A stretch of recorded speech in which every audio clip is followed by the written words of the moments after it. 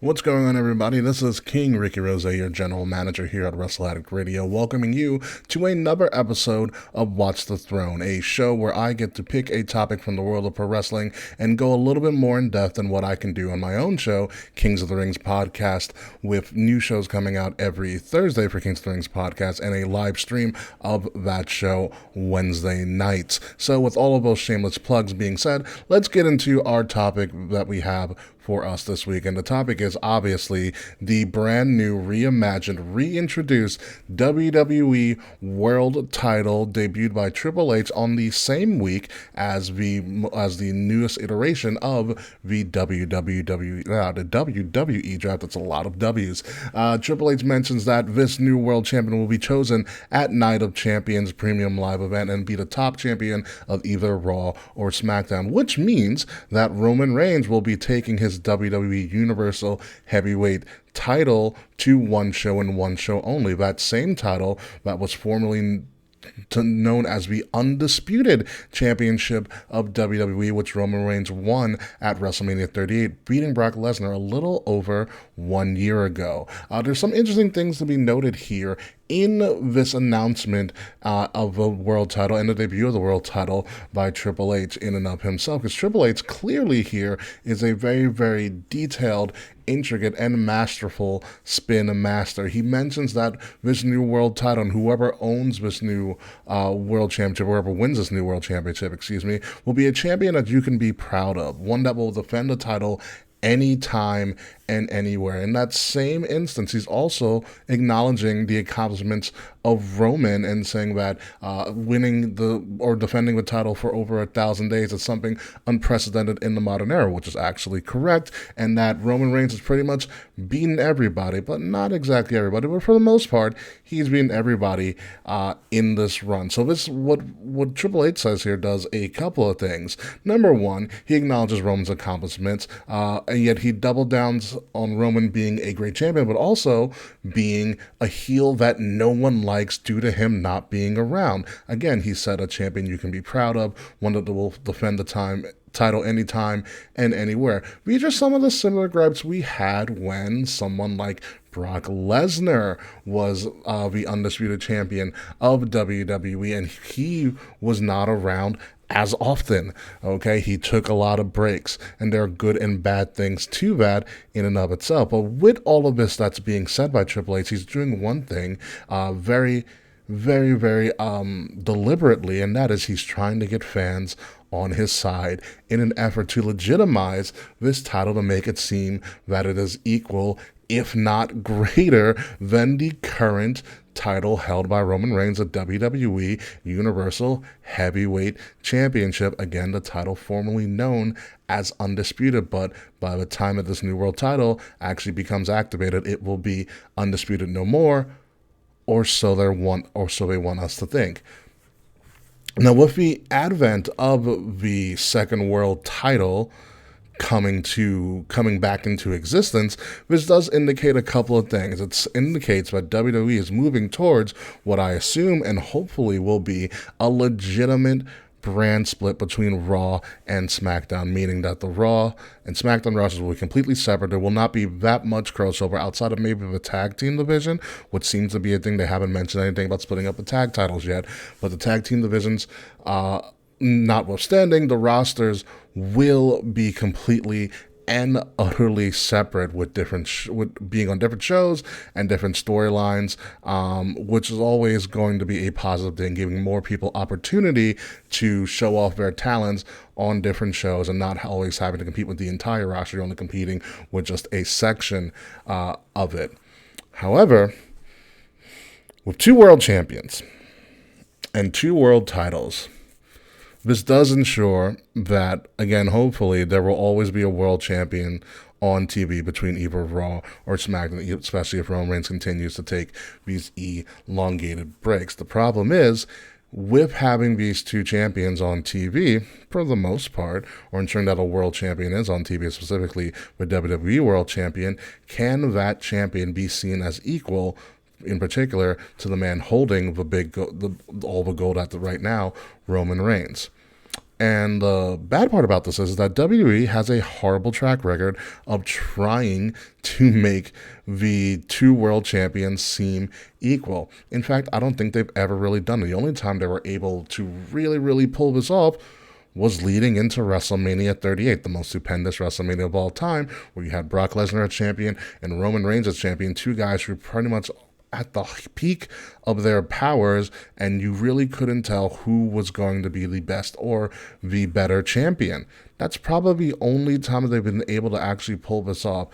There's always seems to be in WWE lore one champion above all that is always going to be pushed more so than the other champion, even if they are supposedly on equal playing fields. You can look at the last time the WWE World Championship was in rotation, outside of it being pushed when it was on the likes of maybe a John Cena or a Triple H. It was always kind of seen as or the Undertaker or Edge. It was always kind of seen as a secondary title when it was on the likes of a CM Punk, a Rey Mysterio. In more recent times, when we got rid of the world title, the WWE Championship was kind of also seen as a secondary title once the Universal Championship came into existence and was put on the likes of Brock Lesnar and or Roman Reigns. For instance, Drew McIntyre, for all the good that he did as a WWE champion, was always kind of seen as a secondary champion once Roman got running. The same thing that can be said with Big E. They were always seen like, yes, they are champions, but they are not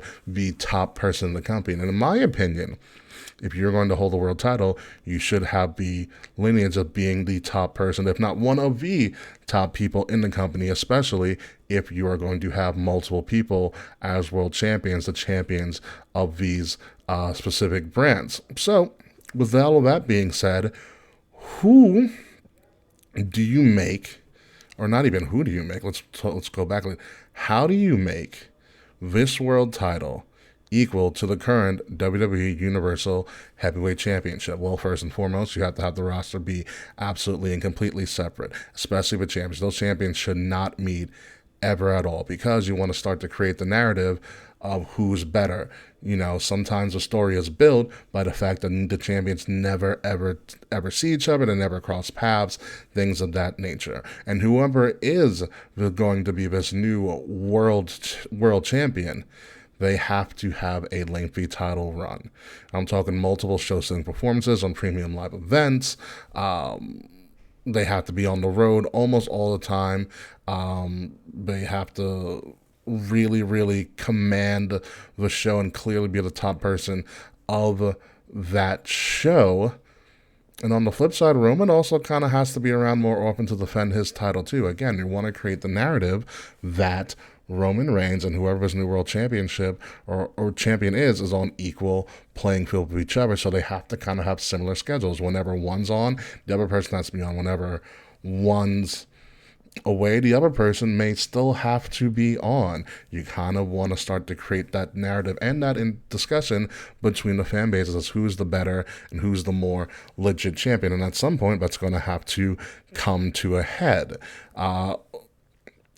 One of the big issues with that is that Roman Reigns, and no matter who his world champion is, they are still going to be back by 1,000 days, because Roman Reigns has already had a 1,000-day head start as champion, and that run probably is not going to go away for a very, very, very long time. And the other big thing here, from a visual perspective, aesthetically speaking here, is that in order to even start to create the narrative that one champion is equal to the other champion in world championship perspective here, is that Roman Reigns needs to retire those two belts. He cannot continue to carry around both belts on either Raw or SmackDown, wherever he gets drafted to, because already just by looking at it, two belts is better than one, and that other world champion will look already lesser than if Roman still carries around both belts. So he does need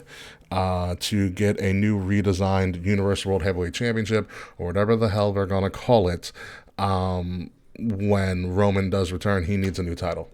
He cannot go around carrying two, again, if they want to go with the equal world championship route. And that's the premise that I'm speaking about here right now. So who can be potentially the initial or inaugural holder, as my mic keeps moving away from me, who can be the initial or potential inaugural holder of this world title? Well, I have some candidates that might fit the bill. And the first one, obviously, and I think the most one that hit everybody's mind when this title was debuted, was the guy with adrenaline in his soul, Cody Rhodes. Cody Rhodes clearly fits the criteria of somebody who is equal to Roman Reigns, especially from how he's been built ever since his return to WWE. He came inches away from dethroning Roman and quote unquote finishing the story at WrestleMania 39 and one of the best main events in WrestleMania history. And you can argue that he's already, for lack of a better term, the people's champion. Everybody wants Cody to win this. He has amazing momentum right now, and it wouldn't be that hard to fathom Cody winning this world title. There's only one big problem here. If he does win this world title, everything that Cody has done to build himself up to go up against Big Roman goes all away, becomes null and void. Cody winning the world title ruins his own story, and it makes it seem like Cody just came back to become a world champion, something in storyline he really couldn't do in AEW. So in order for Cody to properly finish his own story, wherever Roman gets drafted to, Cody has to follow. Cody needs to be chasing Roman wherever he goes, because Cody winning the world title in this iteration, and no matter what iteration, does nothing for him or his family, the Rhodes family, because Dusty had the world title or another iteration of the world title in the past. What Cody wants is a championship with the giant WWE on it, and that's what he's going for, the inherently the richest prize in the game. So Cody needs to continue to go for that. But if Cody does become the first ever world champion, don't be surprised if they do set up a champion versus champion at WrestleMania for Cody and Roman too. How they get to it will be an interesting topic and something that we can discuss at another time. Moving along from Cody Rhodes, there is somebody else who could potentially be the first ever or this iteration's first ever world champion. That would be Seth freaking Rollins, the drip god himself, because not only is Seth over like Rover, he's had plenty of star-making performances. He got Cody over in his return. He's made Logan Paul look like a superstar, and countless other people, especially during this run as the visionary, the revolutionary Seth freaking Rollins. Fans love him, and he has a history of being the top guy. He's been WWE champion multiple times. He's been able to carry a show, and most importantly, like the Joker is to Batman, during this epic almost 1,000-day run by Roman Reigns, Roman Reigns has never beaten Seth Rollins. Never beat him clean. Roman Reigns got himself DQ'd. Okay, Seth always holds that trump card over Roman Reigns, and that is a great story to go by, and that's an easy story that you can do if Seth wins this title, and if you're going to do a collision course down the road with Roman and Seth, because Roman has never beaten Seth freaking Rollins. Another potential candidate, another former world champion outside of Seth Rollins, is the almighty Bobby Lashley. Bobby Lashley already has the look. He's already been a former world champion. He was the top champion for a while. And here's a big question, because I don't believe in a one-on-one matchup during Roman's reign that Bobby has faced Roman for the world title. So there already is a little bit of intrigue there. These two have kind of cleverly been separated from each other, especially with Bobby going up against Brock Lesnar for a considerable amount of Roman Reigns' run, and also facing off against Austin Theory for the United States Championship on multiple occasions. So Bobby becoming world champion, and then maybe sometime down the road doing a collision course with Roman Reigns would be something very interesting, very intriguing, and something very completely new that WWE has not done before, especially with those two men. And there's also another one. This is going to be a little bit of a wild card as a potential world champion for this brand new title, one that's probably going to cause a lot of discourse and discussion, the potential heat, more so than he already gets, and that is the Maverick Logan Paul. Now, hear me out here. I know everybody's just throwing their hands up now that you've seen Logan Paul as a future WWE World Champion in any iteration. But number one, he re signed with the intention that he has wanted to be a champion in WWE. Why not make him a world champion? Logan Paul is a social media crossover sensation. When you look at it from a business perspective, making Logan Paul the champion is a publicity boom for WWE. It'll get a lot of eyes on the product, and with all those eyes on the product, which means extra revenue for everybody involved.